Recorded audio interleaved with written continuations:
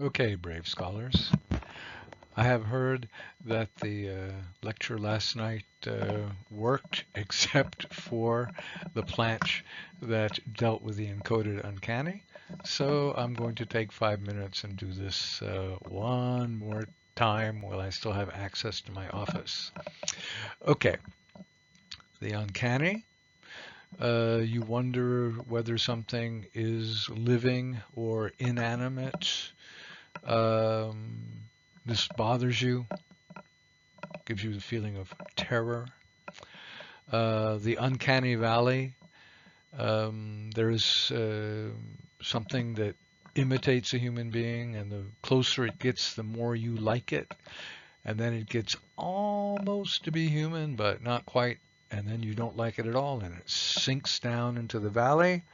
And then if it ever becomes perfectly human, then it goes back up out of the valley, and you like it again.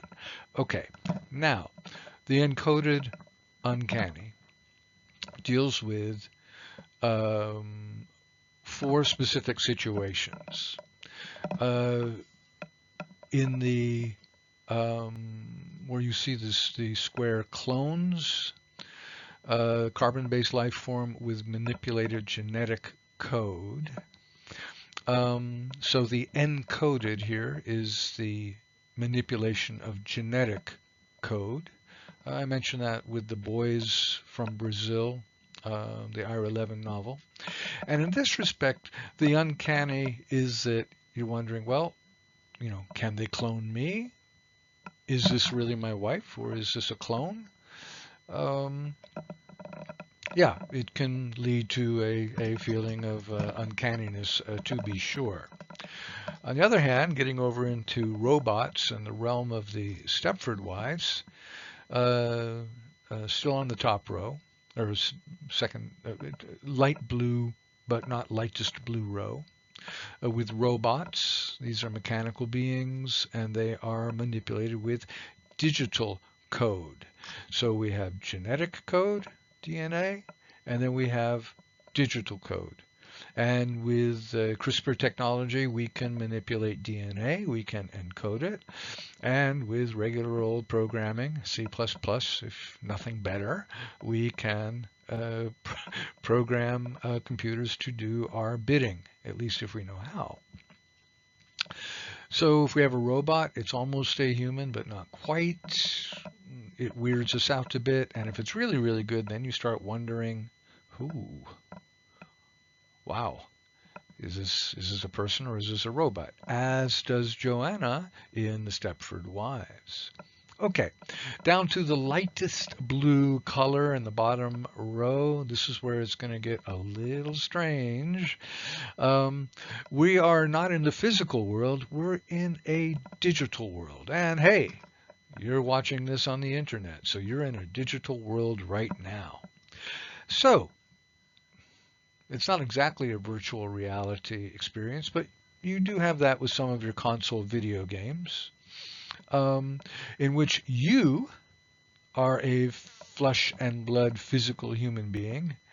But the environment is generated by digital code, which means that any other people in that environment, they could be like you, living people, and you are responding to their avatars, or they could be digitally generated players, like NPCs, only with a bit more personality. So there's an opportunity there for the digitally coded uncanny to come in and make us feel a little weirded out. And then we get to the digital person within the digital environment. And we're going to get to this. You probably have heard of this before. It's called the simulation hypothesis. You will read Nostrom's groundbreaking paper. I think it was from around 2000, but it's taken a long time for popular culture to catch up, in which you are in a digitally simulated environment,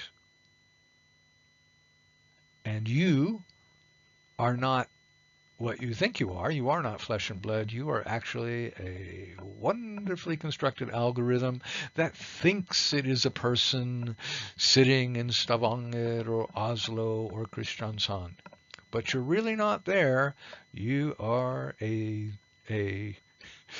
an in, uh, well, you're a playing NPC in a simulation, and that's there because well, it's a major theme within technology. I think you can agree, and certainly is the theme of some of the literature. We'll see it in a Rick and Morty episode quite soon. But please note that androids, well, they quack like robots and they walk like robots, and we think of them as robots, but they're really genetic materials, so they're kind of in the middle somewhere. And then we have a cyborg. I don't know if you've been accustomed to this term from before, but it's basically a combination of a machine, computer, and a human being. Um, Technically speaking, when I rode my bike to work this morning, I was a cyborg. I was a man bike. And you can see where those go from the material to the digital to the physical, etc. It can be a little problematical to characterize. Okay. A shout out to Brewer who sent me an email and told me that this planche wasn't functioning, and I hope this I hope this makes up for the difference. I'll try to squeeze it into Module 5 right now.